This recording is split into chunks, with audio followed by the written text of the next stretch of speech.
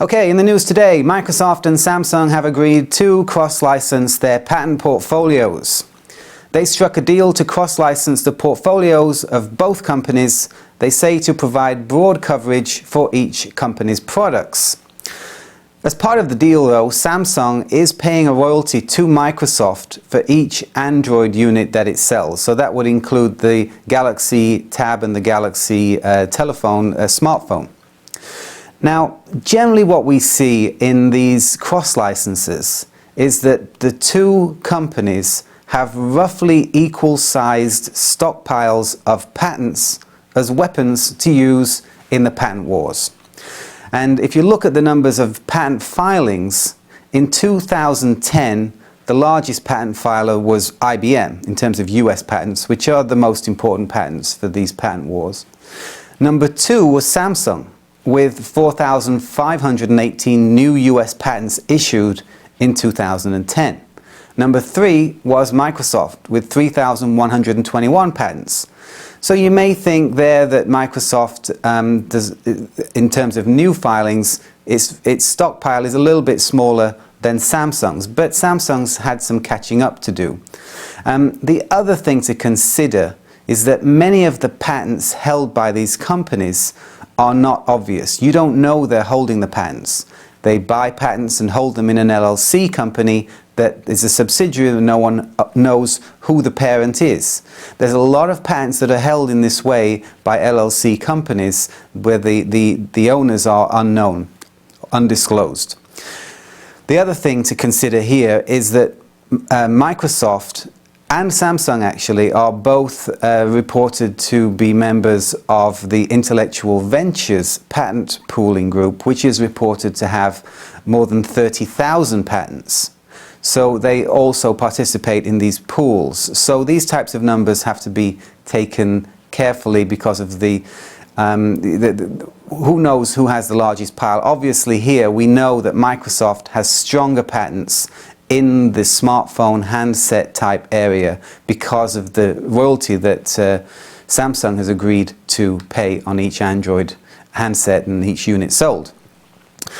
Now, how are these cross-licenses structured? Well, one of the easiest ways to structure the license is as a covenant not to sue.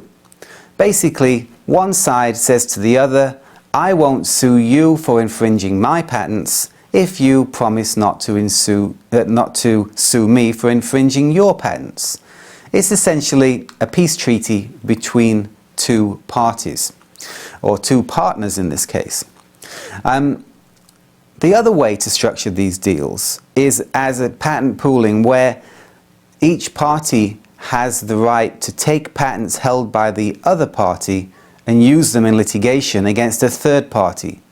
So in this case, if Samsung had negotiated the rights to use Microsoft patents, it would have to probably buy those patents to have the rights to litigate them, but to take Microsoft patents and use them in its war against Apple. Now, that would be a pretty useful tool for Samsung. However, some of these large corporations like Microsoft have multiple cross-license arrangements, and I suspect they already have a cross-license with Apple. So that would mean that Samsung would not be able to use those Microsoft patents against Apple.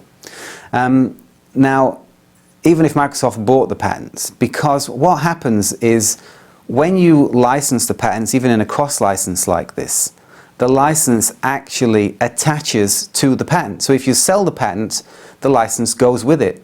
The same is true with a covenant not to sue, actually. There's case law that says that a covenant not to sue actually attaches and runs with the patent.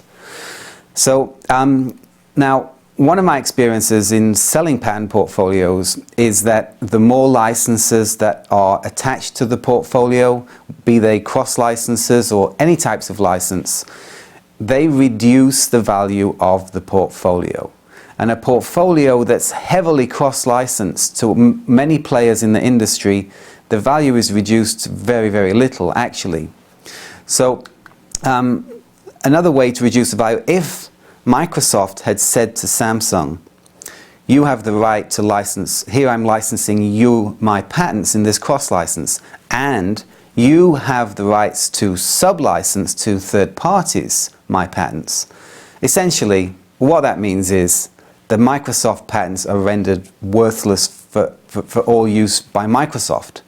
Because what would happen is Microsoft then decided to assert those patents against someone else, then always that person, that third-party infringer, could just go to Samsung and say, hey, you have a license, you have rights to sub-license, will you license me these patents from Microsoft, therefore I can escape the infringement in the lawsuit. So basically those rights to sub-license are very, very damaging to the value of the patent and reduce the patents are essentially worthless in terms of trying to sell them later on. So we don't really have the details here of how this cross-license was structured between Samsung and Microsoft. It's unlikely it's going to help Samsung in its fight with Apple, in the patent litigation dispute it has with Apple. We know it's going to reduce the value of the Microsoft portfolio and the Samsung portfolio if they ever decided to sell those portfolios, which is probably unlikely. They don't care about what the value of their portfolio is. Rather than a small company may want to sell its portfolio later on, these large companies hold them as chips in the patent wars. But one thing we know is that it will bring some peace to the current patent wars that are raging in the technology sector.